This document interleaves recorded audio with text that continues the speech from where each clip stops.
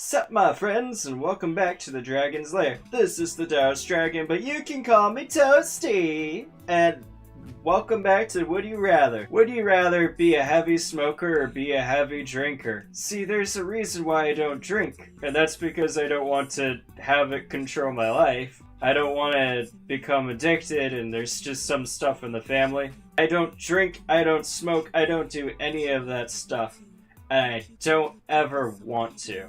I guess I'm more against drinking, just because drinking is so important to absolutely everything that we do, and I kind of just want to be like, an example for people to follow is like, you don't have to drink to have fun and all that stuff and be weird and goofy. But that's another reason why I don't drink, is that I want to be a role model of, you know, not having to drink and still having a fun life. But that doesn't mean I want to smoke, but smoking stinks, literally. I guess I'd rather be a heavy smoker, though. And more people would rather be a heavy drinker, like 71%.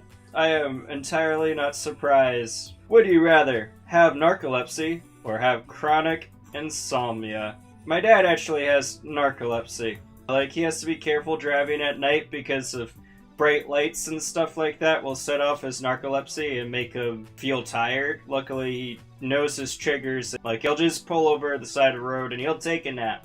I kind of like sleeping. I like dreams and stuff like that.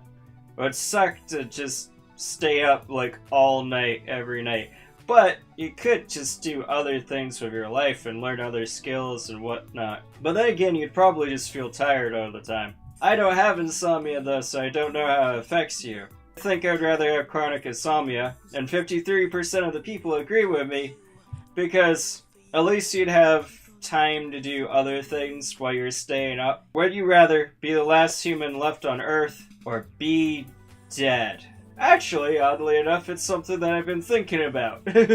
Because I watched, like, this video by Porter Robinson and Madion, which is called, not Shelter. Maybe it's just Madion. It's easy.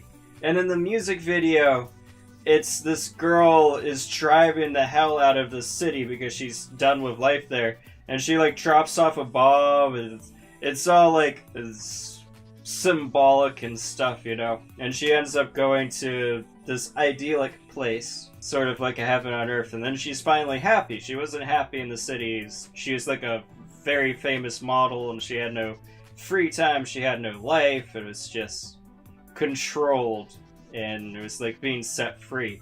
That was sort of like an apocalyptic event, and it just made me think, it's like, if I was the last person alive, would it really be lonely?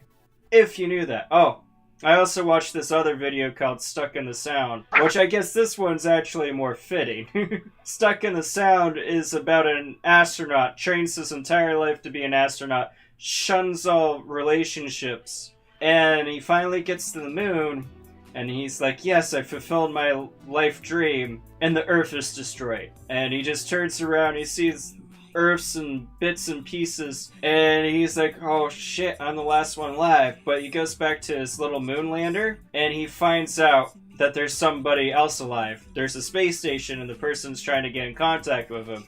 But the signal's kind of fuzzy and broken, because the Earth was just destroyed, so it's like interfering. And he's like, whoa, this is a hot babe. I can, like, get married. I'll have human companionship.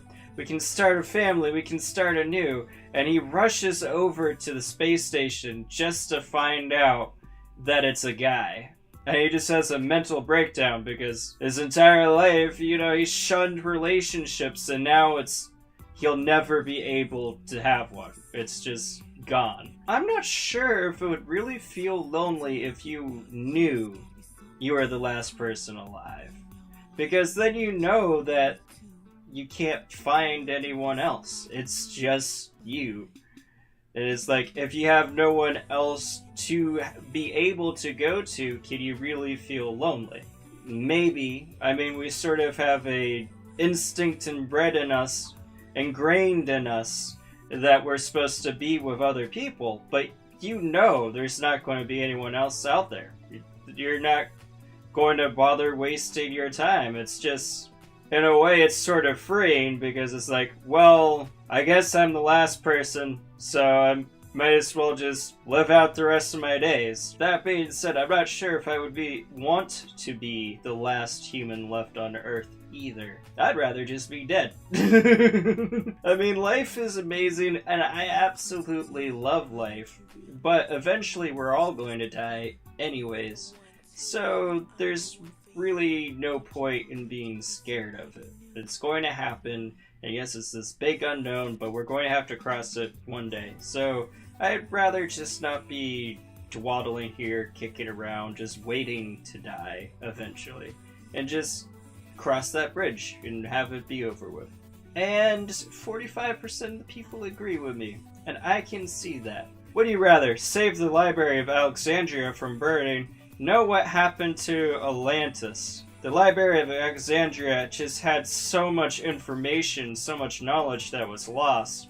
Oh, wait a minute. You would not be specifically told where Atlantis was. That's where the bottom thing is. So I wouldn't know where it was. I just know what happened. I'd rather save the Library of Alexandria from burning them. And most people disagree with me. 66% of people would want to know what happened to Atlantis. I think that's selfish, everybody. With the Library of Alexandria, we could have propelled the human race just so much forward, because all that knowledge that was lost wouldn't have been lost, so we would have been able to build from it. But instead, you just want to know what happened to Atlantis. I mean, what if it was just something stupid like aliens? It's like, oh yeah, aliens abducted it. That's it. You don't know where it is, you don't know how to find it, you just know, okay, it was abducted by aliens. Come on, people. Would you rather be extremely paranoid or be extremely naive? Oh, it sucked to be extremely paranoid. Just everything's out to get you, the world's a cold, dark place. I'd rather be extremely naive. I might be taken advantage of, and I'm actually in the majority here, with 52% of the people. But yeah, I might be taken advantage of, but that's okay, because the world is a brighter place, it's happier, you know? Would you rather be a cyborg or be an animal-human fusion thing? I love how that question was worded. Oh, keep in mind that as a cyborg, you won't be able to shoot lasers or anything. As the other option, you would actually be a cat, monkey, human, and you'd be able to swing on trees, fly, and cool stuff. What? So, as a cyborg, you wouldn't get lasers. What would you get? I mean, yes, there's more to being a cyborg than lasers. Is it just like you could jump around and stuff? We have lasers. They exist. I mean, you could use them. If you were a cyborg, you could just attach them. So I don't know why that's like a thing. It's like he was trying to, or she, I don't know who actually made this, but it's like they were trying to push us towards the animal fusion thing. It's like, oh yeah, you can be cyborg, but you get no cool shit with that. But as an animal human thing, you could get all the cool shit. But you'd be like a cat, monkey, human, and for some reason you could fly and swing on trees, and why? I don't even know. Well, I guess monkeys swing on trees, but why are you able to fly? That little snippet at the bottom just makes this question a little weird to me. I'm not going to lie. It's just like, I want you to choose animal, human. Choose it. Cyborg, no, don't. That one's bad. That one you don't get cool shit. The animal, human thing, though, you get cool shit.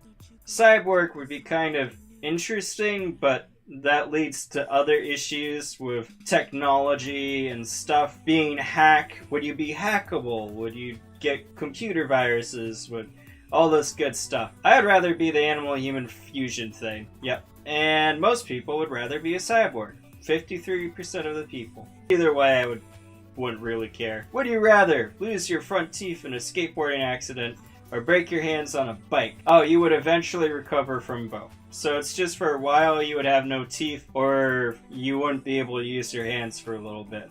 Ooh, both of those are rough. But the front teeth is more cosmetic, so whatever.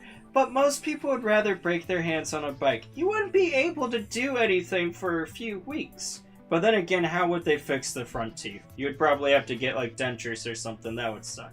Would you rather be attacked by 50 duck-sized horses or be attacked by one horse-sized duck?